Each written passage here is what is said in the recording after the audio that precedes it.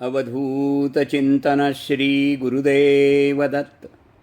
अवधूत चिंतन पुष्प 49.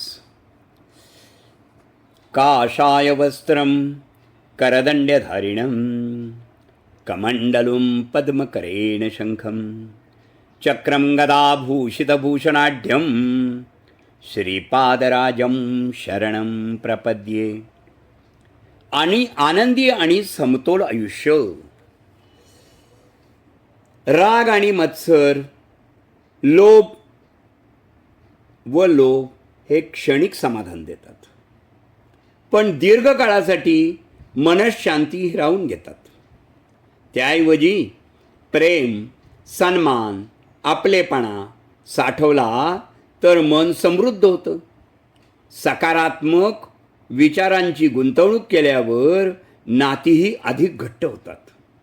अहंकारापेक्षा नम्रता आणि स्पर्धेपेक्षा सहकार्य निवडलं की आयुष्य हलकं वाटतं. मनात जो भरतो तोच जगात पेरतो. म्हणूनच अंतःकरण स्वच्छ ठेवणं आवश्यक आहे. विचारांची शिस्त हीच खऱ्या अर्थाने व्यक्तिमत्वाची ओळख असते. त्यामुळे डोक्यात श्रेष्ठ भावना साठवा, कारण त्यातूनच आनंदी आणि समतोल आयुष्य घडतं. अर्थात आपल्याला जे काही भले करायचे आहे ते याच जन्मात करायचं आहे, लक्षात ठेवा.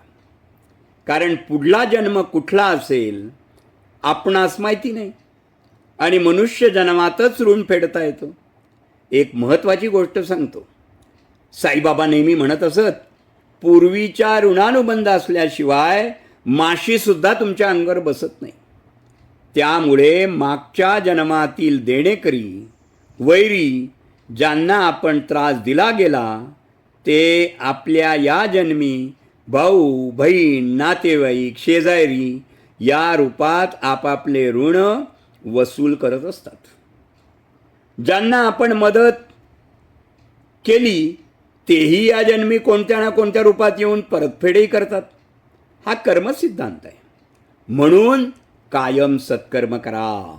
द्वेष करणं ही प्रक्रिया कधीच संपत नाही, तर द्वेष हा प्रेमानेच संपू शकतो. हा एक अविश्वसनीय कायदा आहे. ज्यांना द्वेष करणं थांबवायचे असेल त्यांनी प्रेम करणं शिकायला पाहिजे.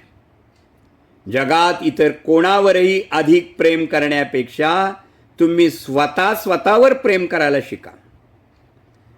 आणि स्वतःवर प्रेम करणारा संपूर्ण विश्वात आपण स्वतःही प्रेमासाठी मात्र आहोत हे लक्षात ठेवायला पाहिजे. आणि खरं तर दुःख जर विसरायचं असेल तर स्वतः हसायला शिकावं, आणि आनंद हवा असेल तर इतरांना हसवायला शिकावं.